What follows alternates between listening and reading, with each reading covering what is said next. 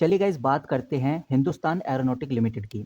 अभी कुछ बड़ी खबरें निकल के सामने आ रही हैं, उन खबरों को देखेंगे। इससे आइडिया लग जाएगा कि अब आगे क्या होने वाला है।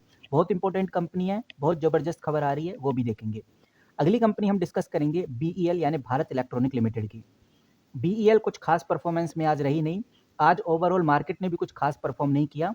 अभी हम आएंगे कि इस कंपनी को लेकर क्या अपडेट है, मार्केट को भी देखेंगे। तो इस कंपनी के बारे में भी आज हम बात करने वाले हैं। अगली कंपनी है बीडीएल भारत डायनेमिक लिमिटेड। ये कंपनी भी तेजी में है, इस कंपनी को लेकर भी बड़ी अपडेट है। तो चलिए बारीकी से समझते हैं कि ओवरऑल चल क्या रहा है, कौन कौन सी वो बातें हैं जो अब हमें ध्यान रखकर चलनी है। सबसे पहले आज गाइज अगर इंडियन स्टॉक मार्केट की बात करें, आप देख सकते हैं, मैं इसको रिफ्रेश करूंगा तो साफ नजर आएगा। जो निफ्टी 50 है वो भी गिरता हुआ नजर आया, सेंसेक्स भी गिरता हुआ नजर आया। सिर्फ बैंक निफ्टी बढ़ा है, निफ्टी आईटी भी गिरता हुआ नजर आया और स्मॉल कैप भी हमें गिरते हुए नजर आए। इसके पीछे का रीजन हर कोई जानता है कि भाई मार्केट में प्रॉफिट बुकिंग चल रही है। प्रॉफिट बुकिंग एक मेन रीजन है जिसकी वजह से निफ्टी 50 सेंसेक्स हमें आज गिरते हुए नजर आए। प्रॉफिट बुकिंग इसलिए चल रही है क्योंकि पिछले कुछ दिनों से अच्छी खासी रैली चल रही थी, तो इन्वेस्टर को लगा क्यों ना प्रॉफिट बुक कर लिया जाए। सिर्फ प्रॉफिट बुकिंग ही रीजन नहीं है, ऊपर से यूएस मार्केट है, ये भी एक बड़ा रीजन है। जो ग्लोबल मार्केट है उसमें थोड़ी वीकनेस चल रही है।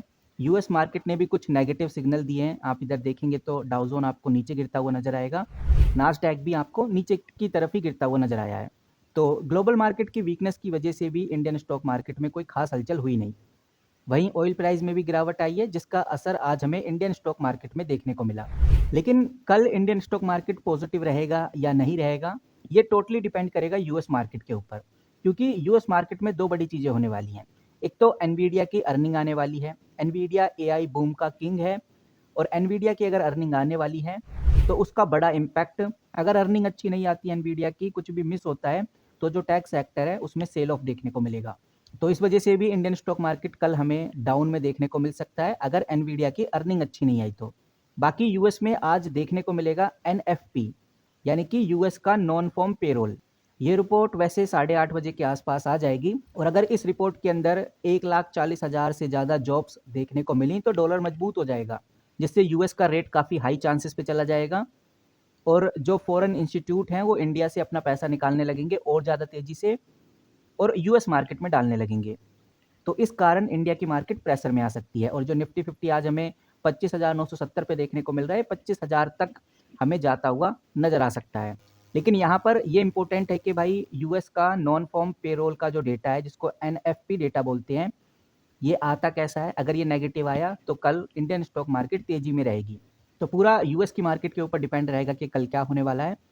बाकी अब हम बात करते हैं कुछ इंपॉर्टेंट अपडेट की जो अभी के टाइम पे निकल के सामने आ रही हैं, जिसका इम्पैक्ट हमें डिफेंस सेक्टर में देखने को मिलेगा। यानी कि जो एचएएल है, जो बीडीएल है और जो बीईएल है, इन तीनों कंपनीज में हमें बड़ी हलचल देखने को मिलने वाली है। अभी आप देखेंगे तो मैंने एक इम्पोर्टेंट आर्टिकल खोला हुआ है, और यहाँ पर हेडलाइन में आपको बहुत क्लियरली नजर आएगा कि जो इंडोनेशिया है उसने भारतीय डिफेंस मिनिस्टर राजनाथ सिंह के अकॉर्डिंग ब्रह्मोस मिसाइल खरीदने की रिक्वेस्ट की है।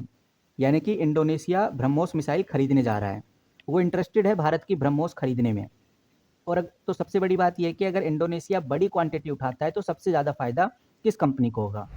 बिल्कुल सही समझ रहे हो गाइज आप, हिंदुस्तान एरोनॉटिक जो कि एक पीएसयू कंपनी है, और ये जो भारत इलेक्ट्रॉनिक कंपनी है, इन दोनों कंपनीज को तो इनडायरेक्टली बड़ा फायदा होगा। क्योंकि अगर ब्रह्मोस का ऑर्डर बड़ा होता है, क्योंकि इंडोनेशिया एक कंट्री है, वो अगर बड़ा ऑर्डर उठाती है, तो ब्रह्मोस के जो सिस्टम इंटीग्रेशन है, जो कंपोनेंट सप्लाई हैं, उससे बड़ा फायदा एचएएल और बीईएल को मिलने वाला है। और ये बात आजकल हर कोई जानता है कि डिफेंस सेक्टर में इंटरकनेक्टेड सप्लाई चेन होती है। यानी अगर एक कंपनी के हाथ में ऑर्डर लगता है तो थोड़ा थोड़ा फायदा हर कंपनी को होता है। बाकी ये जो भाई डायरेक्ट फायदा है, कॉन्ट्रैक्ट मिलता है, तो जो डायरेक्ट फायदा वो ब्रह्मोस एरोस्पेस को ही मिलेगा, क्योंकि ब्रह्मोस एरोस्पेस मिसाइल मैन्युफैक्चरिंग का काम करता है।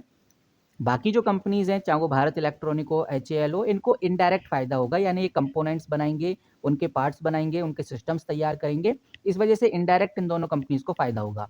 और जो बीडीएल की बात है, बीडीएल को ये फायदा भी नहीं मिलने वाला। तो डिफेंस सेक्टर को लेकर अभी तक तो यही अपडेट है। जैसी कोई बड़ी खबर आती है तो आपके साथ जरूर शेयर करूंगा। बाकी वन बाय वन करके समझते हैं। तो अगर हम हिंदुस्तान एरोनॉटिक लिमिटेड की बात करें, तो ये जो कंपनी है ये एयरक्राफ्ट मैन्युफैक्चरिंग कंपनी है, जो fighter jet, helicopter, transport aircraft, navigation system बनाती है।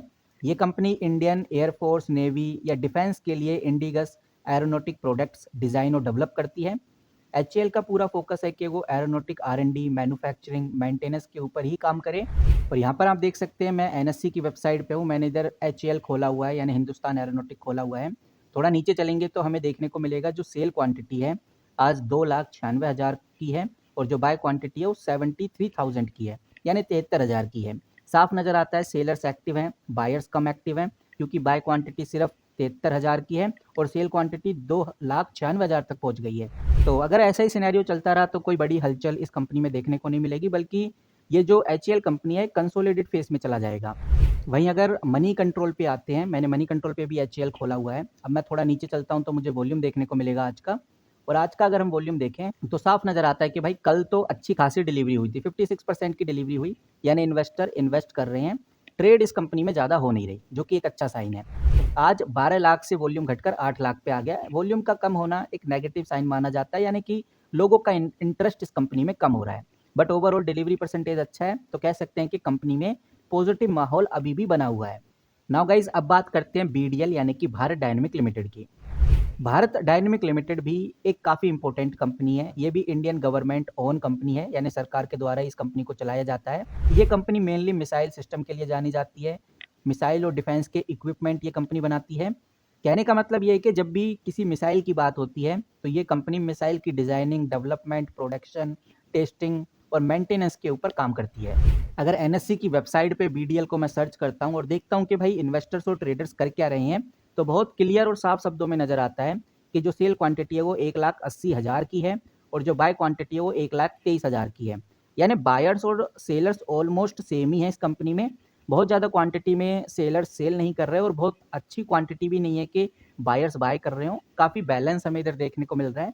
सिचुएशन अगर ऐसी रहती है तो बीडीएल एक कंसोलिडेट फेस में देखने को मिलेगा, यानी कोई खास बदलाव बीडीएल में देखने को नहीं मिलने वाला। अभी कंपनी को अच्छे खासे ऑर्डर भी मिले थे, उस ऑर्डर के बारे में भी हमने डिस्कस किया था। फिलहाल ऑर्डर के बाद तो कोई न्यूज़ नहीं है, जैसी कोई खबर आती है तो आपके साथ जरूर शेयर करूंगा। लेकिन इतना तय है कि भाई बीडीएल ऐसी कंपनी है कि अगर ओवरऑल इंडियन स्टॉक मार्केट अच्छा परफॉर्म करता है तो बीडीएल में भी तेजी आएगी। अब बात करते हैं अगली मोस्ट पावरफुल कंपनी यानी भारत इलेक्ट्रॉनिक लिमिटेड की।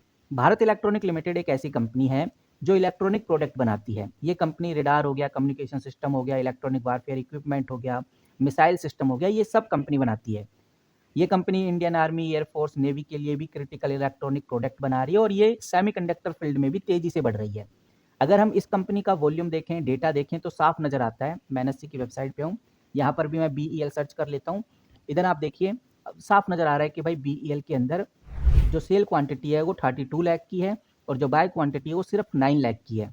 यानी यहाँ पर भी सेलर्स ज़्यादा एक्टिव हैं, बायर्स कम हैं। यहाँ भी वही नज़र आ रहा है कि भाई इन्वेस्टर्स इस कंपनी से निकल रहे हैं। तीनों कंपनीज देखी, तीनों कंपनीज में सेल क्वांटिटी ज़्यादा देखने को मिल रही है, तो माहौल थोड़ा खिसकता हुआ नज़र आ रहा है। अब मैं इधर बीईएल सर्च कर लेता हूँ मनी कंट्रोल पे भी। यहाँ पर आप देखिए बीईएल सर्च करने के बाद थोड़ा सा नीचे चलेंगे तो हमें वॉल्यूम भी देखने को मिल जाता है और वॉल्यूम अच्छा खासा ट्रेड हो रहा है। आप देखिए कल 1 करोड़ का वॉल्यूम ट्रेड हुआ था, डिलीवरी परसेंटेज शानदार रहा 56%। आज वॉल्यूम थोड़ा कमजोर है, 98 लाख पे ही है, लेकिन ऑलमोस्ट 1 करोड़ के पास ही है। 98 लाख और 1 करोड़ में ज़्यादा डिफरेंस होता नहीं है। तो कहने का मतलब ये है कि भाई जो बीईएल है वो अच्छा परफॉर्म कर रहा है, एचएएल भी अच्छा परफॉर्म कर रहा है और जो बीडीएल है वो भी डिसेंट परफॉर्मेंस कर रहा है।